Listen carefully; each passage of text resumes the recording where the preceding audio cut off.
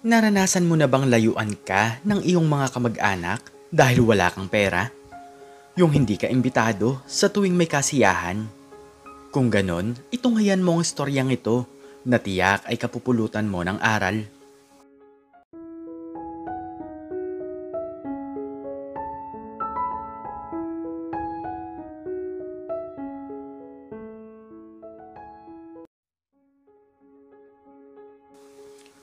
Mayaman talaga si Mr. Johnson dahil dati siyang nagtatrabaho sa ibang bansa.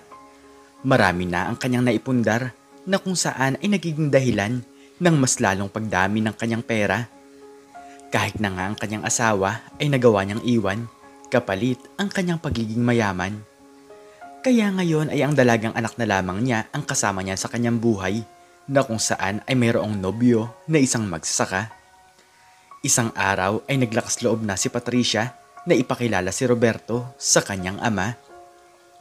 Daddy, si Roberto nga po pala. Siya po ang aking nobyo. Matagal ko na po siyang gustong ipakilala sa inyo pero palagi po kayong busy eh. Sabi ni Patricia sa kanyang tatay. Magandang hapon po sa inyo. Ipinapangako ko po na aalagaan ko po ng mabuti si Patricia. Magalang na sabi ni Roberto.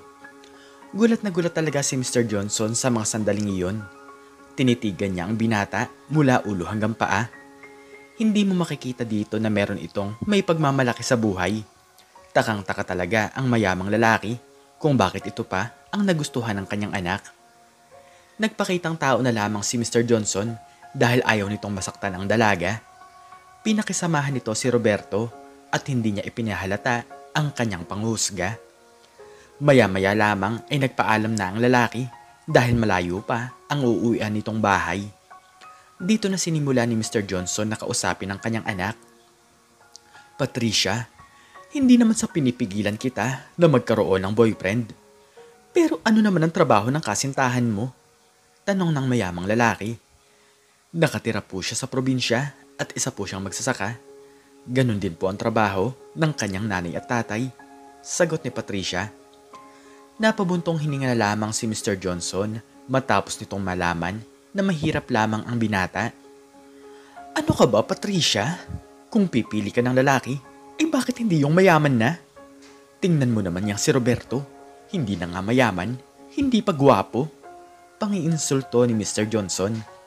Nakaramdam ng pagkadismaya si Patricia nang dahil sa sinabi ng kanyang ama.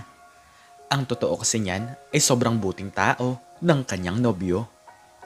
Daddy naman, mabuti pong tao si Roberto. Aanhin ko naman po ang gwapong itsura kung pangit naman po ang ugali. Simpleng tao lang po si Roberto pero masikap po siya sa kanyang buhay. Pagtatanggol ni Patricia. Nagkaroon na kasi ng dating kasintahan ang dalaga, ngunit walang ibang ginawa kundi ang mambabae. Gwapo nga ito at mayaman, ngunit walang ibang ginawa kundi siya ay saktan. Hindi tulad ni Roberto. Ipinaparamdam nito sa kanya ang buo nitong pagmamahal.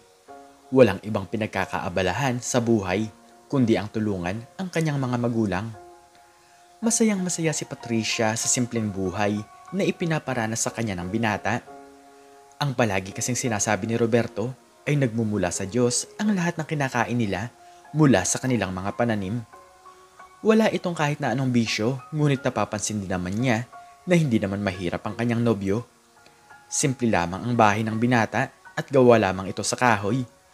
Walang kahit na anong material na bagay na binibili ang binata para sa kanyang sarili. Ang napapansin ni Patricia ay patuloy lamang ito sa pag-iipon ng pera. Isang araw ay muling bumisita ang dalaga sa probinsya ni na Roberto.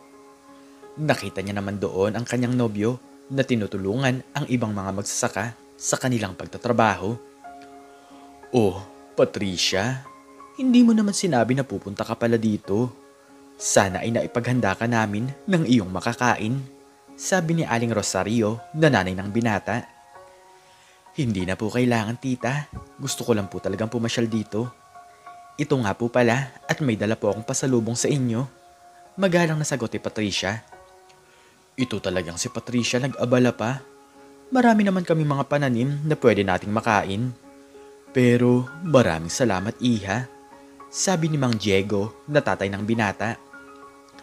Maruming-marumi ang katawan ng mag-asawa na halos mapuno na sila ng lupa. Mga walang kaarte-arte sa katawan, ngunit kahit na marumi ay sobrang linis naman ng kanilang kalooban. Sinabihan ng mag-asawa ang kanilang anak na si Roberto na tigilan na muna ang pagtatrabaho. Ang gusto kasi ng mag-asawa ay asikasuhin muna nito ang dalaga. Ay nako Patricia, sobrang espesyal mo talaga kay nanay at tatay no? Parang ikaw na ang kanilang anak eh. Nagseselos tuloy ako sa'yo. Natatawang biro ni Roberto. Muli ay nagkaroon sila ng kasiyahan. Sama-samang kumain ang mga magsasaka. Sa tuwing pupunta kasi si Patricia doon ay sobrang daming mga pagkain. Patricia, palagi kang pumunta dito ha? Para naman palagi kaming makalibre ng pagkain kay Rosario at Diego. Sabi ng isang matandang magsasaka. Masayang masaya ang lahat sabay nagtatawanan pa sila. Hindi tulad sa bahay ni na Patricia na palagi lamang siyang mag-isa. Halos isang beses lamang kasi sa loob ng isang linggo kung makasama nito si Mr. Johnson. Nang dahil doon ay madalas na rin dito matulog si Patricia. Uuwi na lamang siya sa kanilang bahay kung sakaling uuwi rin ang kanyang tatay. Opo naman, kung minsan ay ako naman po ang manlilibre. Nakakahiya na po ko sa inyo eh, dahil palagi niyo po akong pinapakain dito. Natatawang sagot ng dalaga. Walang kaalam-alam si Patricia na sobrang yaman ng mga magulang ni Roberto. Ang hindi nito alam ay sa mag-asawa ang mga lupain na kanilang mga pinagtataniman.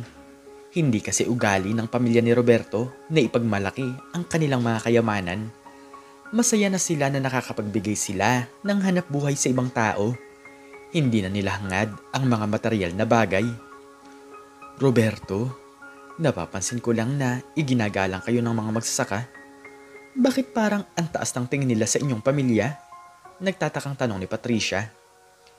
Hindi naman no, pantay-pantay lang kami dito.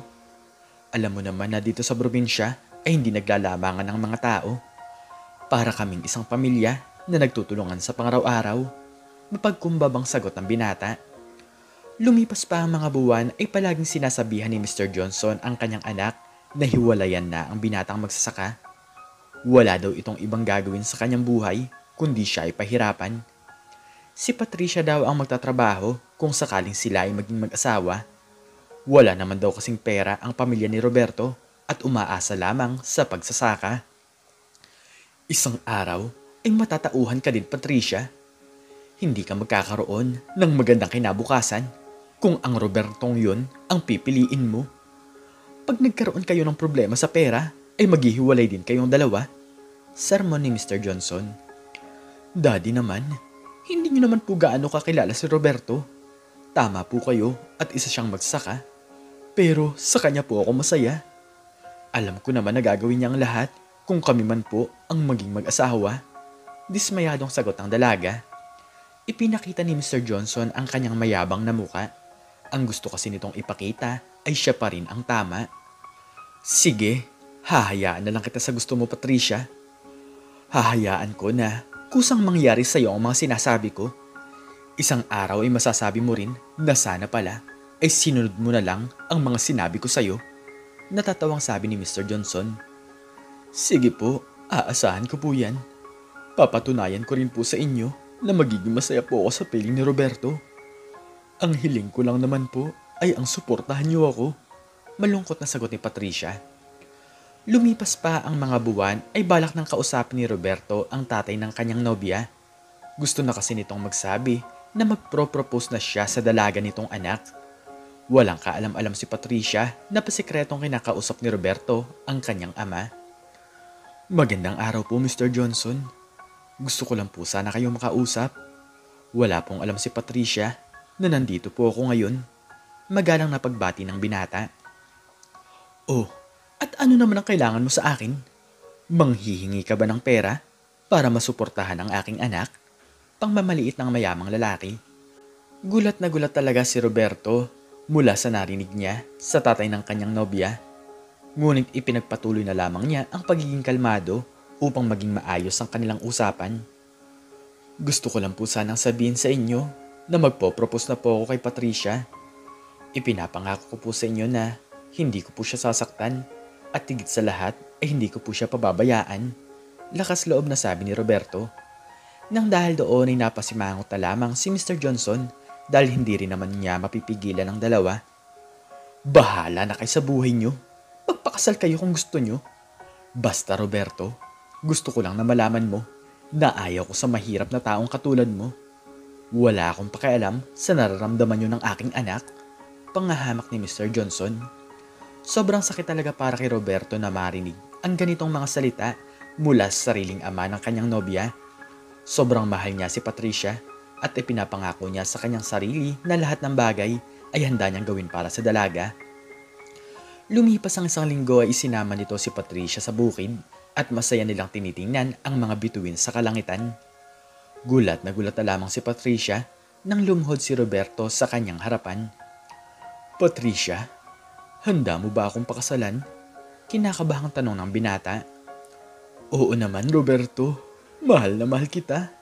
Naluluhang sagot ng dalaga. Pero ang ipinagtataka talaga ni Patricia ay saan kumuha ng pera ang binata nang ipinambili nito ng singsing. Mamahalin ito, ngunit sinabi din sa kanya ni Roberto na meron na rin silang pera para sa gaganaping kasalan. Pinag-iipunan ko talaga yan simula nang makilala pa lang kita. Alam ko na kasi na ikaw na ang babae na gusto kong makasama sa aking buhay. Matamis na sagot ng lalaki. Lumipas sa mga buwan ay gaganapin na ang kasalan. Umatand lamang doon si Mr. Johnson upang pagtawanan at maliitin ang mahirap na pamilya ni Roberto. Humanda sila sa akin. Manliliit sila sa ipapakita ko mamaya. Ipapakita ko sa kanila kung gaano kami kayaman ni Patricia. Natatawang sabi ni Mr. Johnson sa kanyang sarili. Halo-halong tao ang umaten sa kasalan.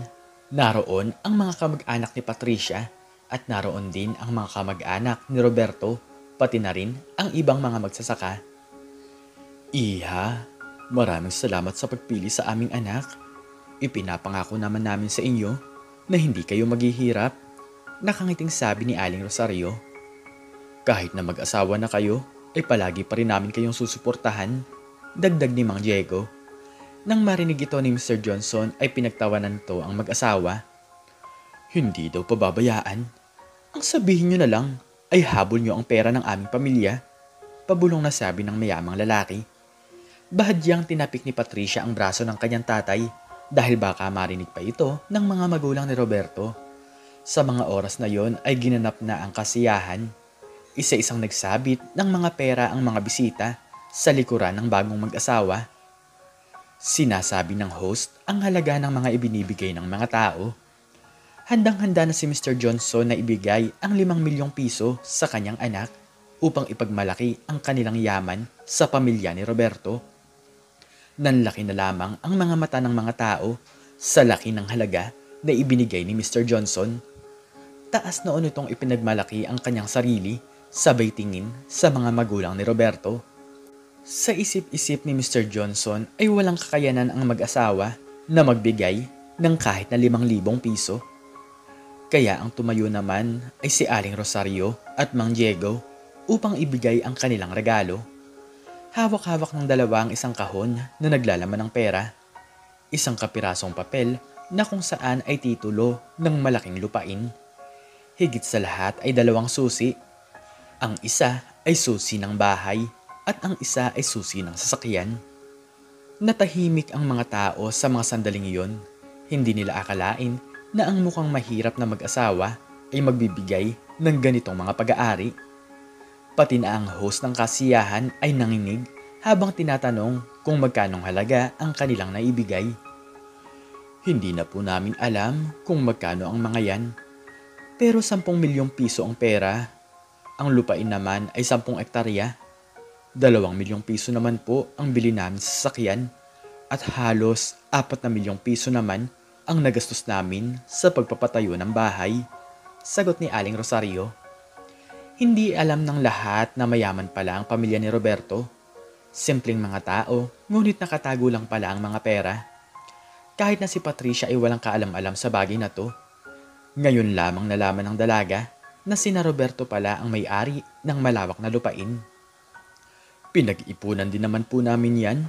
Simula nang malaman namin na ikakasal na ang aming anak, sinimulan na naming magpatayo ng bahay. Dagdag ni Mang Diego. Hindi na lamang nakapagsalita si Mr. Johnson dahil wala pa sa kalahati ng presyo ang kanyang naibigay. Kung sakaling tularin niya ito ay baka maubos na ang kanyang pera. Napapakamot na lamang siya sa kanyang ulo sapagkat maaga niyang hinusgahan ang pamilya ni Roberto. Walang-wala pala sila kung ikukumpara sila sa buhay na meron ito. Pahiyang-pahiya talaga si Mr. Johnson sa mga masasakit na salita na nasabi nito sa kanyang manugang. Agad niya itong minaliit at hinusgahan, ngunit ngayon ay alam na niya ang katotohanan. Nang matapos ang kasalan ay agad nag-iba ang turing ni Mr. Johnson kay Roberto. Roberto, tama ka. Hindi dapat kita minaliit. Ako ang naliit sa yaman ng inyong pamilya. Pasensya ka na sa aking pag-uugali. Nakayukong sabi ni Mr. Johnson. Wala pong problema sa akin. Pero sana po kahit sa ibang mahirap na tao ay maging maayos po ang turing nyo. Masaya po ako na maging miyembro ng inyong pamilya. Magalang na sagot ni Roberto. Lumipas sa mga buwan na isinama ni Patricia ang kanyang ama sa probinsya. Doon ay nalaman ni Mr. Johnson ang saya na sinasabi ng kanyang anak. Masaya nga doon at payapa. Simple man ang buhay ng mga tao ngunit lahat ay nagtutulungan at wala masyadong problema. Tuluyang nagbago ang pagtingin ni Mr. Johnson sa mga taong magsasaka. Higit sa lahat ay natutunan niya ang makipagkaibigan sa iba. Napatunayan ni Patricia ang pagmamahalan nila ni Roberto, kaya ngayon ay pinaghahandaan naman nila na bumuo ng sariling pamilya. Magkasundo na silang lahat at pantay-pantay na rin ang turing nila sa isa't isa. Nagpatuloy ang kanilang magandang buhay. Natutunan din ni Mr. Johnson na dapat ay hindi ka nanguhusga base sa panlabas na anyo ng isang tao. Hindi mo mapipili ang iyong magiging asawa, hindi naman mahalaga ang itsura, dahil ang mahalaga ay yung kayo ay masaya. Palagi mong isipin na ang lahat ng bagay sa mundong ito ay pag-aari ng Diyos. Hiram lamang natin ito sa Kanya, kaya huwag tayong magdalawang isip na tumulong sa kapwa, lalo na at sobra-sobra naman ang iyong biyaya. Ikaw, anong natutunan mo sa istoryang ito? I-comment mo sa baba ang iyong natutunan. At hanggang dito na lamang po nagtatapos ang aking istorya. At sana po ay nagustuhan niyo po ito. Please like, share, and subscribe. And click the notification bell para lagi kang updated sa mga bago kong istorya. Muli ay maraming salamat po at God bless us all.